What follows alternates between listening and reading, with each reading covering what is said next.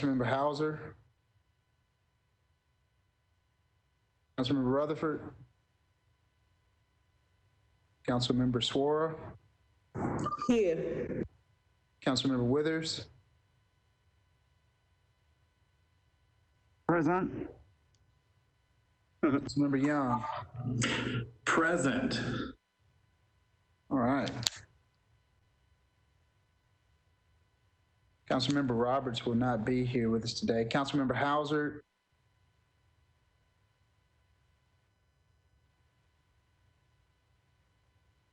Councilmember Rutherford,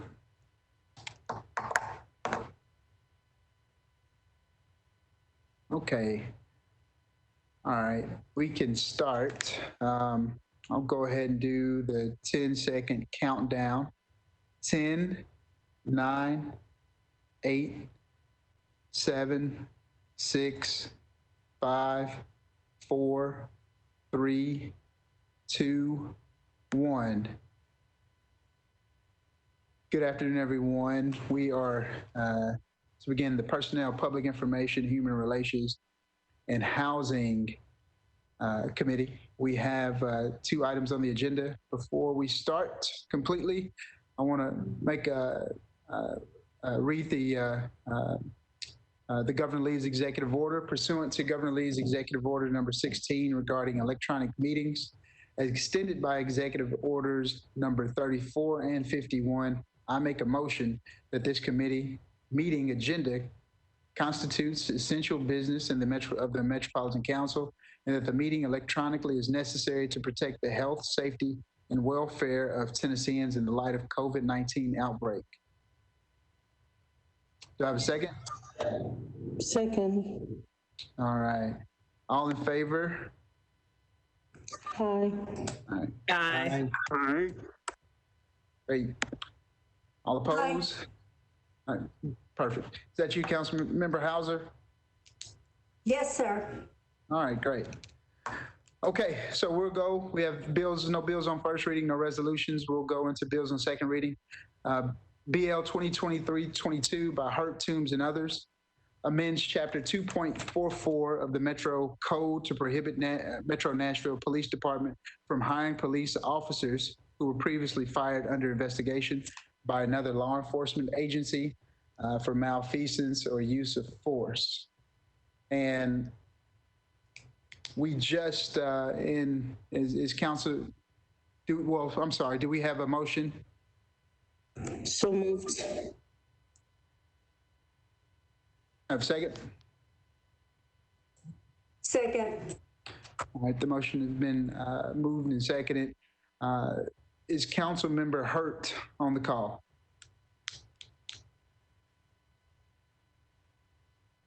So in the last meeting we just had in actually public safety, this bill. Yeah, I'm a co-sponsor, chair of that bill. Oh, okay. I'm so sorry, Councilmember Swart. It's all right. I'm present if you can hear me. I can hear you. Sorry about that. Thank you. Councilmember Swart. Yes, Chair.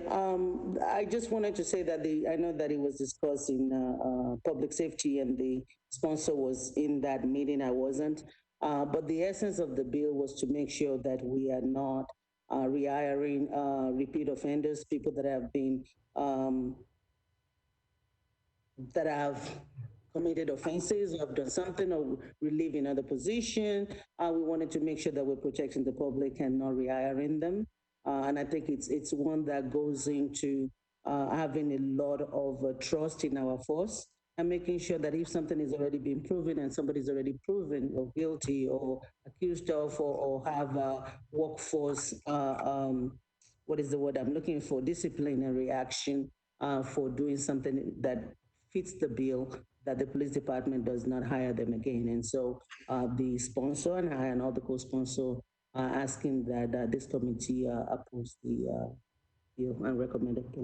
Thank you. Thank you, Councilmember Swara.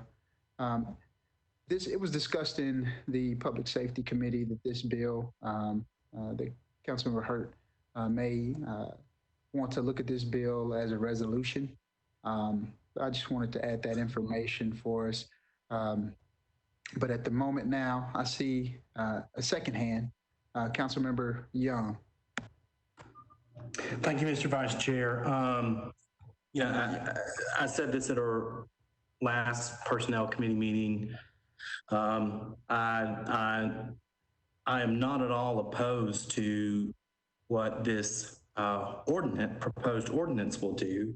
However, as it's been challenged before in court, when the council goes about creating policies of departments through ordinances, that is not legal and that violates the charter. It was said at our last meeting, and I believe when I was listening in to the Public Safety Committee meeting, it was very clearly said by our legal counsel that the best way to achieve what this ordinance hopes to achieve is to create a resolution asking the Civil Service Commission to promulgate said policy and work with the department head, which in this case is the chief of police. You know, I know that something said in the prior committee was that, you know, maybe the Metro Charter is wrong about this. Well, we could argue that, but the fact of the matter is, if the Metro Charter is what it is today, and if we do think something is wrong, then the proper way to go about addressing that would be to file a charter amendment. However, this is simply this ordinance is outside the bounds of what we as a council are legally permitted to do. And in fact, I believe at the special called meeting that involved representatives from the police department, most of this is not an issue as it's already in place in the department. So I guess for me, I cannot support this as an ordinance because it is outside the bounds of what we as council members can do. I would fully support this if it came back as a resolution that was requesting the Civil Service Commission take action, which is the appropriate and legal way to do this. So that said, I will be voting against this this evening. Thank you. Thank you. Councilmember Swore.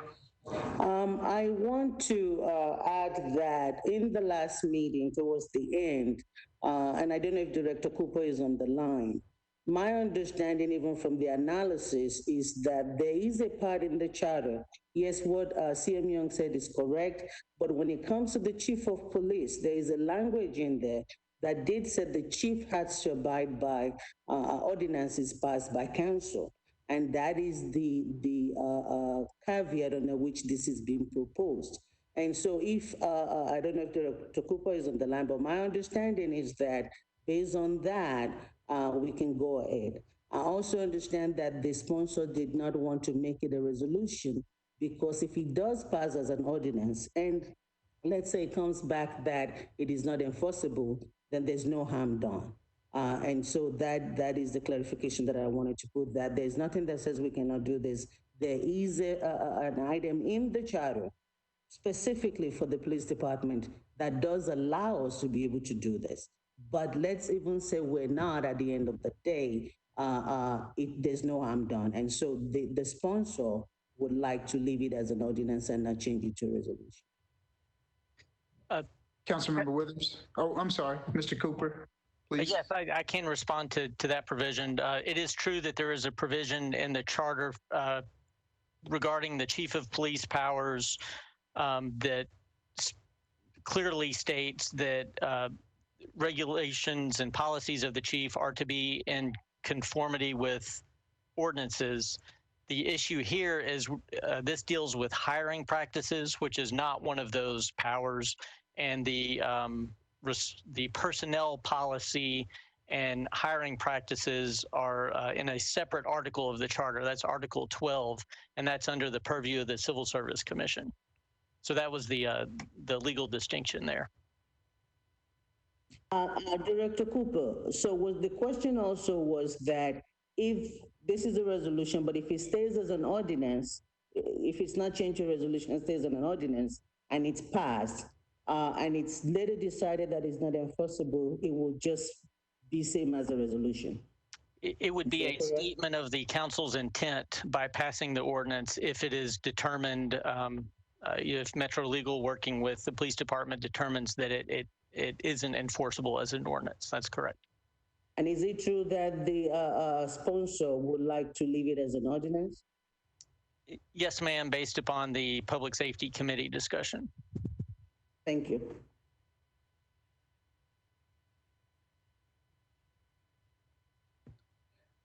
Thank you, Councilmember Suara. Councilmember Withers. Thank you so much. Question for, I appreciate the discussion, in particular from Councilmember Young. I'm not sure that I'm convinced that passing an ordinance that seems iffy and that then is challenged is a good idea necessarily when there's another way to do it. So a question that I would have for Attorney Cooper is, would not the passage of a resolution of this as a resolution also indicate the intent of the council? Yes, sir. So if we can accomplish the same thing virtually through the passage of a resolution and not have to go through a challenge or whatnot, I believe that that's the better way to go. And so I'm sort of with I believe Councilmember Young and several others, is that I would support this or some version of this as a resolution, but I don't think that pressing the issue through an ordinance, then potentially having it challenged, then potentially finding it being unenforceable is necessarily a good idea. What I'm actually hearing from, what I've heard from personnel who are police officers and representatives is that they don't want Metro hiring bad actors either, right? So I actually think that there's a lot of goodwill on the part of the department and even the employee representation to ensure that we don't bring on people that have a past issues of concern. So it's just, you know, I share with Councilmember Young, not objections to the overall intent, but to the method of bringing this forward as an ordinance. I really believe that a resolution is the right way to go. I think I was trying to listen to two committees. I think that, you know, part of the discussion was whether to sort of pass it or defer it on second while a resolution is crafted, which I think would be fine. But I do have some concerns about doing this as an ordinance if that is going to, you know, sort of create more problems than it would solve. So just would offer that to the committee. Sponsor. Thank you. The way that I look at it, and we're going back to the same thing, the resolution states the intent of the council. The ordinance in this case would do the same thing. That's the interpretation that the legal director is given.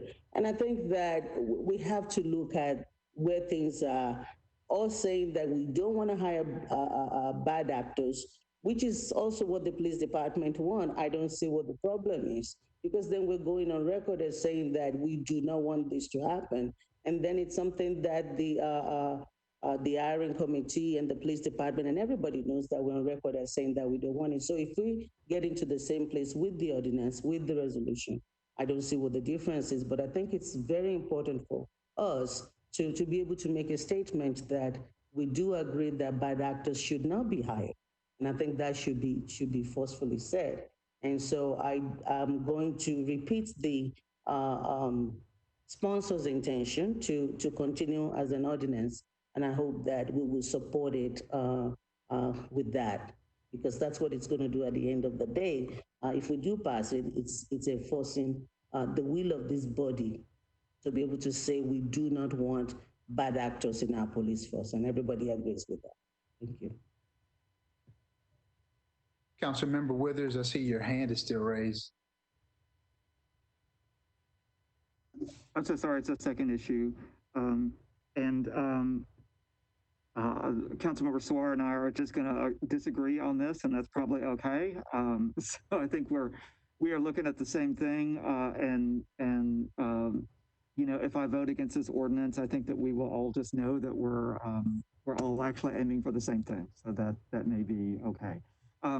But one of the things I did want to inquire about is I just want to make sure that if someone had an accusation or something like that, but they were cleared from that, they were exonerated from that, that would not be held against them. And I wanted to make sure if this, especially if this does move forward as an ordinance where we are dictating to the Civil Service Commission what they should and shouldn't do. If we were to do that, does this language provide, does the language in this resolution, according to the council office's opinion, does this provide that those who may have had an allegation of some sort for which they were cleared, that they would still be eligible for hire? Yes, sir, Councilman, there is a language expressly to that effect, saying that if the officer is exonerated, then that doesn't count. Okay, thank you so much, Director Cooper.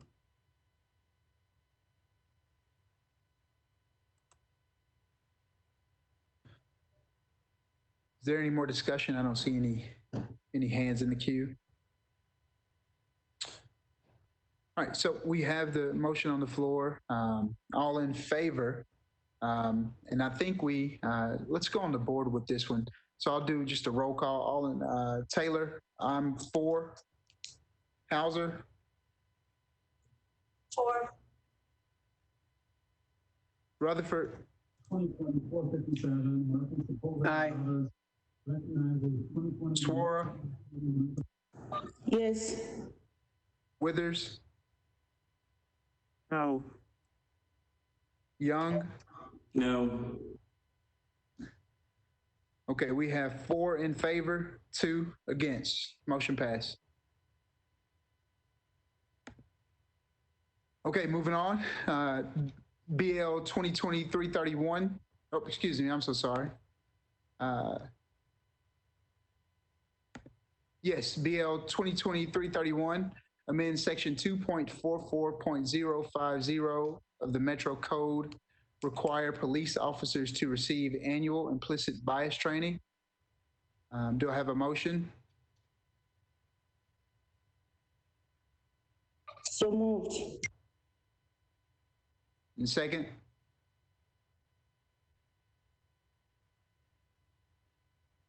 I second this. Councilmember Allen, are you on the phone?